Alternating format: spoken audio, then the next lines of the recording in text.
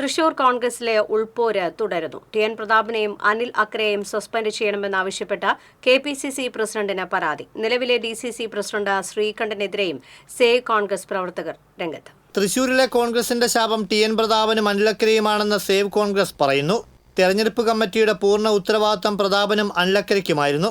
തോൽവിക്ക് കാരണക്കാരായ ഇരുവരെയും സസ്പെൻഡ് ചെയ്തില്ലെങ്കിൽ തൃശൂരിലെ കോൺഗ്രസ് പ്രവർത്തകർ വെറുതെയിരിക്കില്ലെന്ന് ചൂണ്ടിക്കാട്ടിയാണ് സേവ് കോൺഗ്രസ് പ്രവർത്തകർ എന്ന പേരിൽ കെ.പി.സി.സി പ്രസിഡന്റ് കെ. സുധാകരനും എ.ഐ.സി.സി ജനറൽ സെക്രട്ടറി കെ.സി. വേണുഗോപാലിനും പരാതി നൽകിയത്.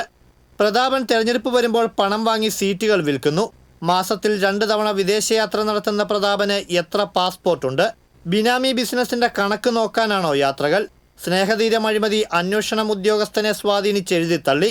ഇങ്ങനെ പ്രതാപൻ വളരും, കോൺഗ്രസ് തളരും എന്ന തലക്കെട്ടോടെ ഗുരുതര ആരോപണങ്ങളും സേവ് കോൺഗ്രസ് പ്രവർത്തകർ ഉന്നയിക്കുന്നു.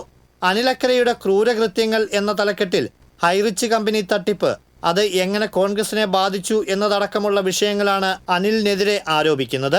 ഇവർക്ക് പുറമെ ഇപ്പോഴത്തെ ഡി.സി.സി പ്രസിഡന്റ് വി.കെ. ശ്രീകണ്ഠനെതിരെയും പരാതിക്കാർ രംഗത്തെത്തി. അനിൽ അക്രയെ മണലൂരിന്റെ ചുമതല നൽകിയതാണ് ഇവരെ ചൊടിപ്പിച്ചത്. ശ്രീകണ്ഠൻ വിഡ്ഢികളുടെ സ്വർഗത്തിലാണോ എന്നാണ് ചോദ്യം.